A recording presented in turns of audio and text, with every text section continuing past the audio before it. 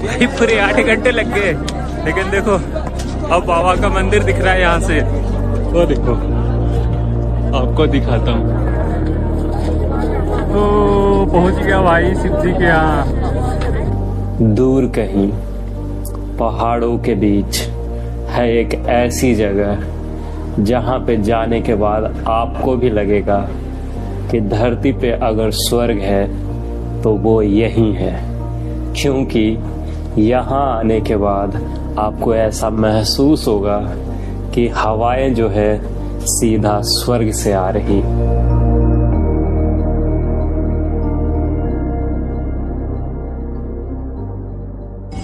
Hello दोस्तों, स्वागत है आपका केदारनाथ के एक शानदार ब्लॉग में। और इस वीडियो में हम बात करने वाले हैं कि 18 किलोमीटर की ट्रैकिंग में आपको क्या क्या परेशानियां आ सकती है और क्या क्या चीज़ें आपको नहीं करनी है, और रजिस्ट्रेशन प्रोसेस क्या है, आप कहां से रजिस्ट्रेशन और कैसे इजीली कर सकते हैं।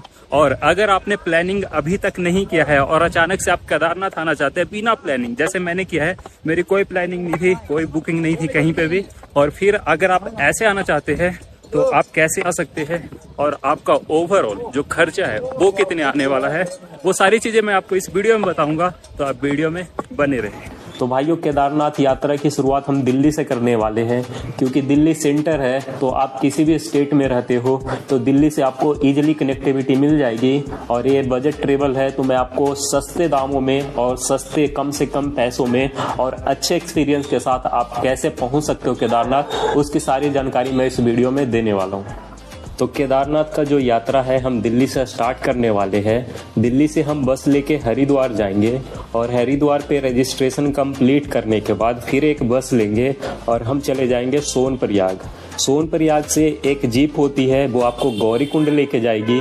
जस्ट 5 किलोमीटर की डिस्टेंस होती है और गौरीकुंड से 18 किलोमीटर की पैदल यात्रा करने के बाद हम पहुंचेंगे केदारनाथ। तो अभी हम आ चुके हैं अपने पहले पड़ाव पे, जो कि है दिल्ली के ISBT कश्मीरी गेट। और यहाँ पे मेरी बस भी शायद आ चुकी है, जो कि है फ्लेक्सी बस। मैंने उस बस में करा रखा है, अभी वो शायद लगने वाली है। और 3 बजे की मेरी बस है और 4.5 घंटे बाद मैं होऊंगा हरिद्वार में। और यहाँ का बस स्टैंड का कुछ ऐसा नज़ारा है, अच्छा खासा बस स्टैंड है। और ये रहा मेरा बस, अभी हम इसी पे बैठने वाले हैं। वैसे तो दिल्ली से हरिद्वार के लिए जो एसी बस चलती है वो आपको 700 रुपये लेगी करीब, लेकिन यही आप 350 में भी कर सकते हैं। जस्ट आपको प्ले स्टोर पे फ्लिक्स बस डाउनलोड करना है और फ्लिक्स बस से आप जैसे ही फर्स्ट टाइम बुकिंग करोगे तो आपको बहुत ज़्यादा डिस्काउंट मिलेगा। आप 350 रुपये में एसी बस से हरिद्वार जा सकते हो। ये बस मुझे 350 रुपये की पड़ी। और ये जो बस है सेमी स्लीपर बस है, मतलब इसमें आपको लेग स्पेस अच्छा खासा मिल जाता है और आप अपने सीट को थोड़ा पीछे भी कर सकते हो, तो वो कंफर्टेबल आपका जर्नी होने वाला है। पूरी जर्नी 4.5 घंटे के करीब है। और मैंने अपने बैग में क्या क्या ले रखे हैं वो मैं आपको दिखाता हूँ। सबसे पहले मैंने ले रखे हैं 2 पैकेट इलेक्ट्रोल को, जो मुझे लगातार एनर्जी देता रहेगा और डिहाइड्रेशन से बचाएगा। और साथ में मैंने ले रखे हैं पेन किलर, अगर कुछ चलने में ये मेरी फर्स्ट टाइम ट्रेकिंग है, तो चलने में अगर प्रॉब्लम हो तो वो मेरे लिए काफ़ी अच्छा रहेगा। बस हमारी चल पड़ी है दिल्ली से और अगले 4.5 घंटे बाद हम पहुंच जाएंगे हरिद्वार। और हरिद्वार ही वो जगह है जहां पे हम अपनी रजिस्ट्रेशन करा सकते हैं। यह है ऋषिकुल ग्राउंड और यहीं पे हमारा जो रजिस्ट्रेशन है वो होने वाला है। अब देखो कुछ ऐसा है। और यहाँ से अभी तो नाइट है, कुछ पता नहीं, वो चौक है। और यहाँ से ये है ऋषिकुल 4 धाम यात्रा निःशुल्क पंजीकरण केंद्र। और यहाँ का नज़ारा आपको कुछ ऐसा दिखेगा। रजिस्ट्रेशन सुबह 6 बजे से शुरू होके शाम के 4 बजे तक होती है। तो अगर आप इस बीच आते हैं तो आपका सेम डे रजिस्ट्रेशन हो जाएगा। अब क्योंकि मैं शाम को 8 बजे पहुंचा था हरिद्वार, इसीलिए मेरी रजिस्ट्रेशन अगले दिन होने वाली थी। इसलिए मैं सीधा चला आया हर की पौड़ी पे गंगा स्नान करने के लिए। और यहाँ पे जो होटल का चार्जेस है वो आपको करीब 600 रुपये पड़ेंगे एक रूम का। लेकिन अगर आप अकेले हैं तो आपको 200 से 300 रुपये में सिंगल बेड भी मिल जाएगा। तो भाइयों, सुबह के 4 बज रहे हैं और अभी हम अपने होटल से चेकआउट कर दिए हैं और अभी हम लगने वाले हैं लाइन में, जो कि 4 धाम यात्रा का जो रजिस्ट्रेशन है उसके लाइन में अभी लगने वाले हैं। 7 बजे से रजिस्ट्रेशन स्टार्ट होगा, लेकिन हम 4 बजे इसीलिए लगने वाले हैं ताकि हमें जल्दी से अपना रजिस्ट्रेशन जो फॉर्म है वो मिल जाए, ज़्यादा हमें हैसल न करना पड़े, क्योंकि लाइन में मुझे पता है बहुत लंबी लाइन लगने वाली है। इसलिए मैं अर्ली मॉर्निंग निकल गया हूँ और यहाँ से करीब करीब 1 किलोमीटर है, बाई वॉक ही चला जाऊँगा।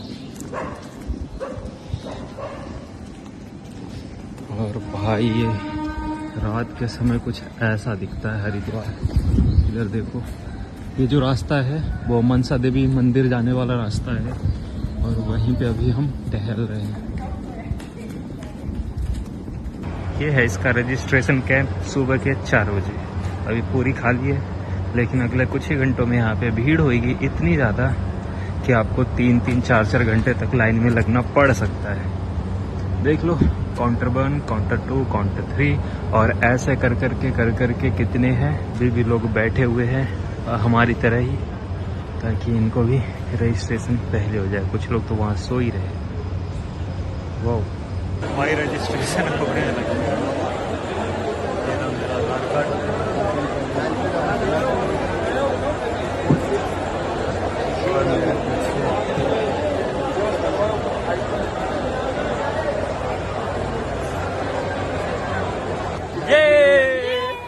तो भाई अब मिल गया है मुझे अपना टिकट, मतलब मेरा रजिस्ट्रेशन हो चुका है और अब हम निकलने वाले हैं सीधा गौरीकुंड के लिए। बस पकड़ लेता हूँ, अभी सुबह के 7:30 बज रहे। बस थोड़ा सा नाश्ता करके जल्दी से मैं बस पे जाने वाला हूँ और मैं लेट नहीं होना चाहता। केदारनाथ कल सुबह। हरिद्वार रेलवे स्टेशन के राइट हैंड साइड पे ही आपको कई सारे बसेस मिल जाएंगे जो आपको हरिद्वार से सीधा सोनप्रयाग तक लेके जाएंगे। तो भाई बस में बैठ गया हूँ और बस की जो किराया है वो 550 रुपये पर पर्सन पड़ा है। और यहाँ से मैंने जानकारी ली कि यहाँ से एसी बस, तो एसी बस नहीं चलती है। अगर आप 4-5 लोग हैं तो आप कैब भी ले सकते हैं, वो आपको 1000 रुपये के करीब पड़ जाता है। और एक इम्पोर्टेंट बात, हरिद्वार से सोनप्रयाग के लिए जो बसेस है वो सुबह सुबह ही चलती है, क्योंकि रात में वहाँ पे अलाउड नहीं है। तो आप 12 बजे से पहले तक बस पकड़ लो हरिद्वार से, वरना फिर अगले सुबह के लिए आपको वेट करना पड़ेगा। करीब 4 घंटे कंटिन्यू चलने के बाद एक जगह पे हमारी बस रुक गई है और हमारे पास है 30 मिनट। इसमें हमें फ्रेश होना है और खाना वगैरह जो कुछ भी करना है वो हम इस 30 मिनट में कर सकते हैं। तो अभी दोपहर के करीब 12:30 बज रहे हैं और हमारी गाड़ी पीछे रुकी है खाने के लिए। और पता नहीं कौन सा जगह है, यहाँ पे खाने के लिए रुके हैं। कुछ एक छोटा सा जगह है, खाना तो बढ़िया ही था, 120 रुपये में थाली। और यहाँ का व्यू, हालांकि गर्मी है पर ठीक है, ठंडी हवाएं चल रही है पर फिर भी गर्मी है और बादलों में हल्का धुंध सी है।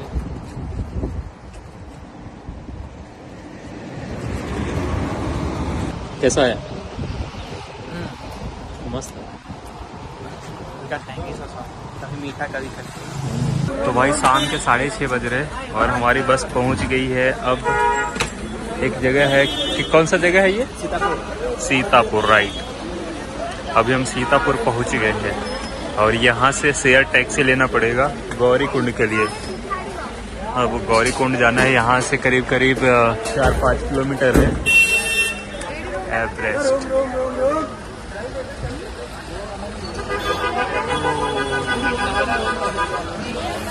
यहाँ पे एक बोर्ड दिखा है जहाँ से केदारनाथ 23 किलोमीटर और गौरीकुंड 5 किलोमीटर है। तो भाई शाम के बज रहे हैं 6:30 और हम पहुँच गए सीतापुर। अब यहाँ से पैदल जाना पड़ेगा या आगे जाके शेयर टैक्सी मिलेगी गौरीकुंड के लिए, जो कि करीब 5 किलोमीटर है यहाँ से। और भीड़ देख सकते हो भाई, ये है यहाँ का कुछ भीड़। सीतापुर सोनप्रयाग के पास में ही पड़ता है। हरिद्वार से जितनी भी बसेस चलती है वो आके सीतापुर में ही रुकती है, क्योंकि सीतापुर में ही बस स्टैंड है और इससे आगे जाना बसेस को अलाउड नहीं है। तो अगर आप यहाँ से चाहे तो एक कैब भी ले सकते हैं, लेकिन अगर आप चाहे तो बाई वॉक भी जा सकते हैं, जहाँ से आपको जीप मिल जाएगी और वो आपको गौरीकुंड तक छोड़ देगा। यहाँ से आप थोड़ा सा आगे जाओगे तो आपको कई सारे होटल्स मिल जाएंगे, जहाँ पे 150 रुपये में आपको बढ़िया खाना खाने के लिए मिल जाएगी। खाना खाने के बाद हम उस जगह पे आ गए हैं जहाँ से जीप हमें सीधा गौरीकुंड तक लेके जाएगी। ये 5 किलोमीटर की जर्नी होती है और इसके लिए आपको 50 रुपये पर पर्सन देने होंगे। भैया यहाँ से कितना दूर है? 5 किलोमीटर।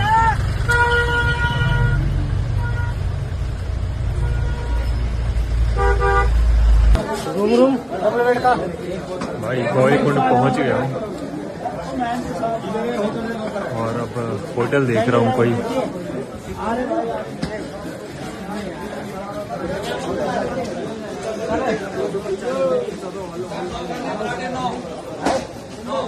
भाई रुकने के लिए एक सस्ती सी जगह तो मिल गई है, लेकिन रात इतनी हो चुकी है और मैं ऊपर से थक भी गया हूँ, तो अभी मैं आपको नहीं दिखा सकता।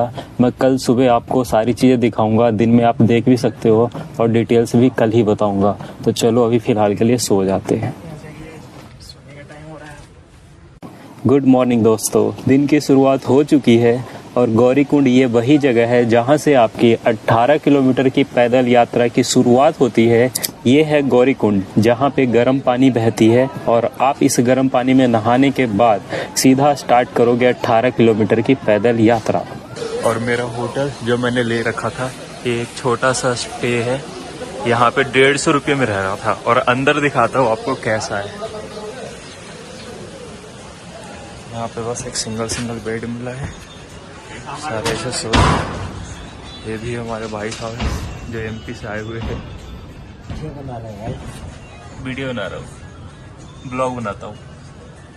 और ये था मेरा रूम, बढ़िया रूम था, कोई ठंडा वंडा का सीन नहीं, एक नंबर। और ये 18 किलोमीटर की ट्रैकिंग स्टार्ट हो गई है और अभी दिन के बज रहे हैं 9 और थोड़ी भीड़ तो है इस टाइम पे। सुबह के टाइम में जब मैं उठा था 6 बजे के समथिंग, तो उस टाइम पे इतनी भीड़ नहीं थी, लेकिन हाँ अभी कुछ भीड़ हो रखा है। तो अगर आप भीड़ नहीं चाहते तो सुबह के टाइम में निकलो। मैं तो इजीली आराम से सो के उठा, फिर नहाया और फिर अभी फ्रेश अप होके 9 बजे के समथिंग निकल रहा हूँ। अभी 9:30 बज रहे हैं और भीड़ उतना भी नहीं है, पर नॉर्मल ठीक है। अभी तो नीचे इतना भीड़ आपको दिख रहा है, जैसे जैसे ऊपर जाते रहेंगे ना तो भीड़ ऐसे खाली सा होता रहेगा। तो भाई बस 18 किलोमीटर की ट्रैकिंग अब हम करने वाले हैं। तो मैं और मेरा भांजा दोनों हम साथ में ट्रैकिंग करने वाले हैं और चैलेंज एक लेते हैं क्योंकि हम टोटली फिट है। और अभी टाइम दिखाओ, अभी टाइम हो रहा है टोटल 9:43। तो हम देखते हैं कि हमें मतलब टोटली जब फिट है तो कितना समय लगता है हमें ऊपर तक जाने में। तो अभी देखते हैं, अभी स्टार्ट करते हैं जर्नी। बोलो जय श्री केदार। देखो यही है वो गेट हेवन का, जिसके थ्रू आप हेवन में जाओगे। तो ये स्वर्ग का द्वार है। अब हम इस द्वार के पास पहुंच आए हैं।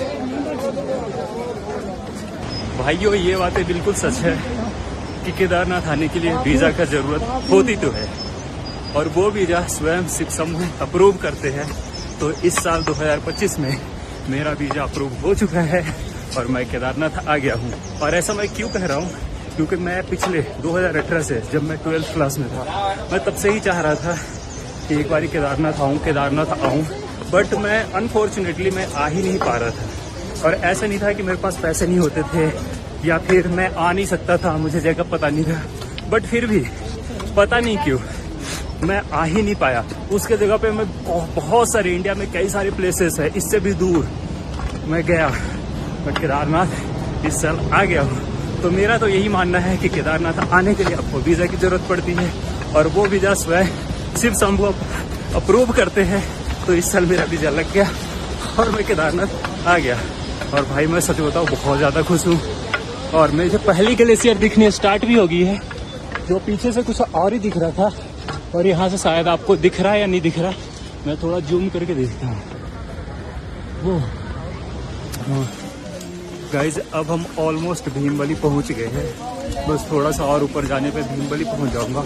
और बीच में होने लगी थी बारिश, तो उसी बारिश के बीच हमने 15 मिनट का एक होल्ड लिया और वहीं पे हमने मैगी वगैरह खाई। और ये रेनकोट मैंने 100 रुपीज़ में, क्या बोलते हैं उसको, गौरीकुंड से ही लिया था। और देखो अभी बारिश में मेरा काम आ गया है। वैसे अभी बारिश तो थम गई है, हल्की फुल्की बारिश हो रही है। सच बताऊं तो मैं अभी थका नहीं हूँ, अभी भी एनर्जी फुल है। बारिश की वजह से हल्की फुल्की कीचड़ सी हो गई है और ये कीचड़ कुछ मेरे जूतों पे भी पूरे गंद हो चुके हैं। बट कोई नहीं यार, नज़ारे देखो, पहाड़ों की चोटियों पे बादल मंडरा रहे।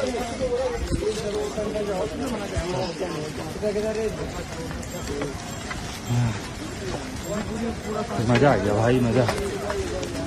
भाई मेरी सजेशन तो ये है कि अगर आप यंग हो और अगर आप पैदल ट्रैक कर सकते हो तो आप पैदल ही आओ। घोड़े खच्चर पालके ये सब मत लो भाई, क्योंकि उनकी वजह से प्रॉब्लम भी होती है। पर हालांकि एक बात ये भी है कि वो लोग घोड़े खच्चर से भी आते हैं तो उनको भी हम लोगों की वजह से ही रोजी रोटी चलती है। तो ये 6 महीने यहाँ काम करते हैं, तो एक तरह से वो भी सही है।